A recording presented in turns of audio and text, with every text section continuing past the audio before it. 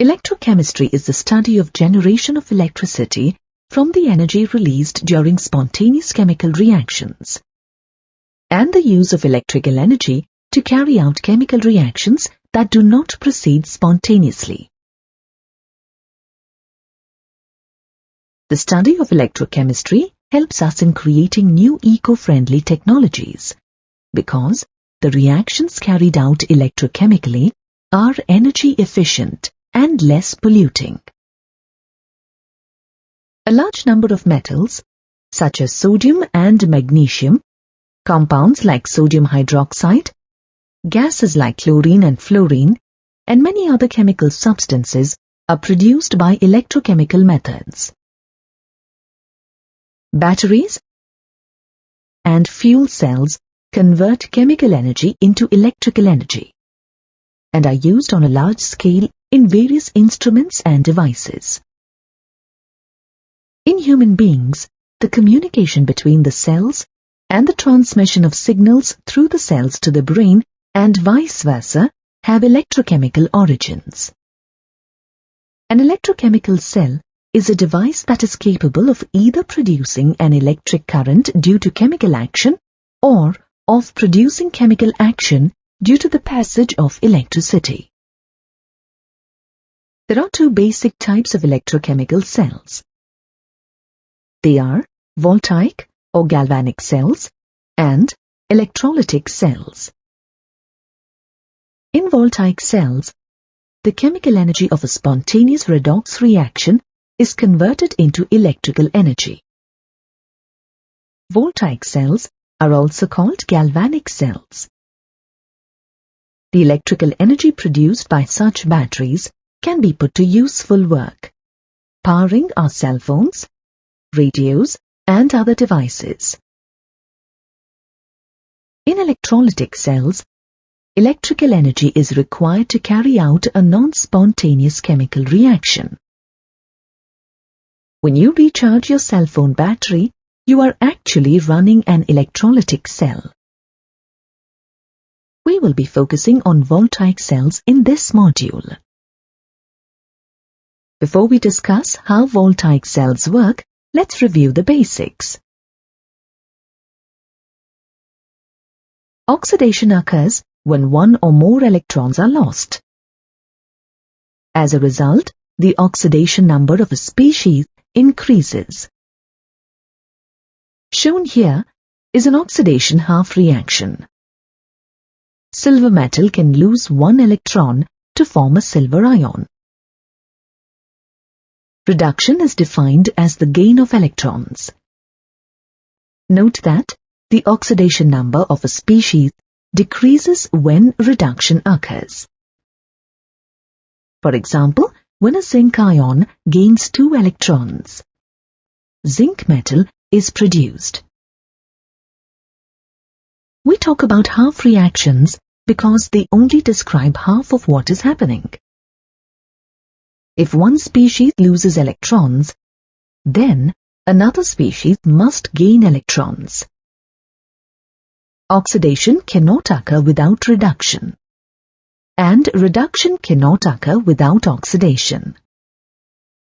In an electrochemical cell, both oxidation and reduction must occur.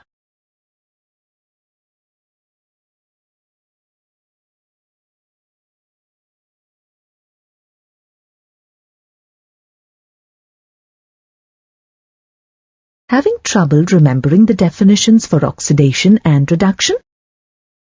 Just think of an oil rig. Oxidation is loss, reduction is gain. Which of these represent oxidation? Which represent reduction? Equation 1 is an oxidation half reaction. An electron is lost and the iron 2 ion becomes iron 3. Equation 2 is reduction. The aluminium ion gains 3 electrons to form aluminium metal, and the oxidation state of aluminium goes from +3 to 0. Equation 3 is a reduction equation. Electrons are gained. Equation 4 is oxidation. 2 electrons are lost. When building a voltaic cell, one often starts with a half cell. A half cell, or a redox couple, consists of a metal electrode immersed in an aqueous solution containing the metal ions. A copper half cell is illustrated here. 2 half cells must be connected to build a voltaic cell. The electrodes are connected by an external wire through a voltmeter and a switch. This, however, is not sufficient for the voltaic cell to run.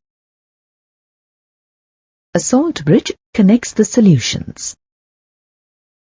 The salt bridge allows migration of ions between the half cells while preventing direct contact between the half cells. In this diagram, the salt bridge is a U-shaped tube containing an aqueous salt solution, such as potassium nitrate. In some voltaic cells, a porous frit is used, or both electrodes may be immersed in the same electrolyte solution.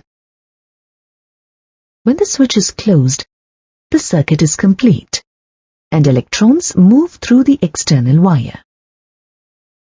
The migration of electrons through the external wire creates a current that can be used to run a motor or some other electrical device. The electrode where oxidation occurs is called the anode, and the electrode where reduction occurs is called the cathode. To help you remember this, think of an ox and a red cat. Oxidation occurs at the anode. Reduction occurs at the cathode.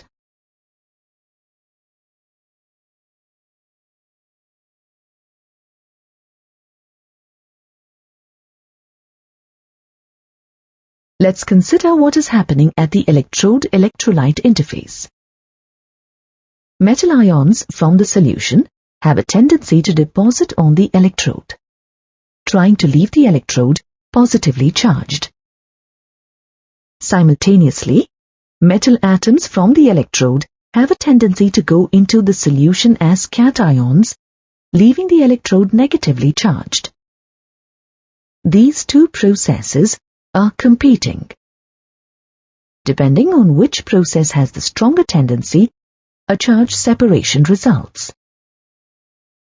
A potential difference develops between the electrode and the electrolyte, which is called electrode potential.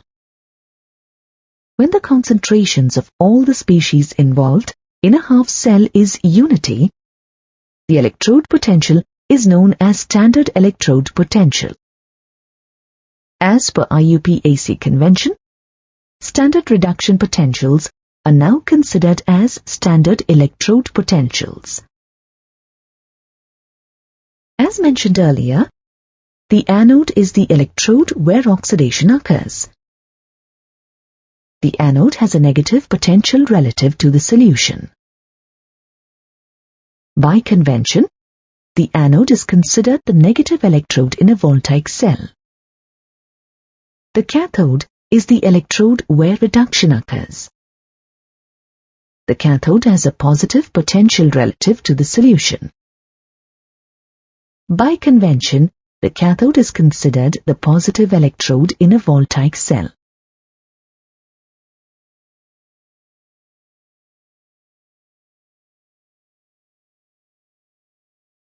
The voltaic cell we've been discussing is called the Daniell cell.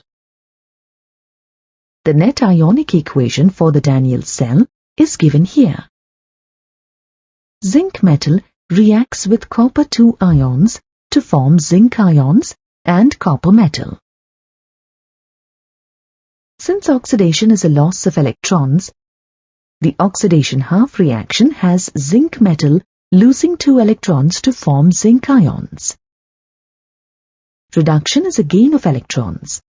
So, the reduction half reaction has copper-2 ions gaining 2 electrons to form copper metal. We know that oxidation occurs at the anode. So, zinc must be the anode. Copper must be the cathode because reduction occurs at the cathode. Electrons travel through the external wire from the anode to the cathode. By convention, when drawing voltaic cells,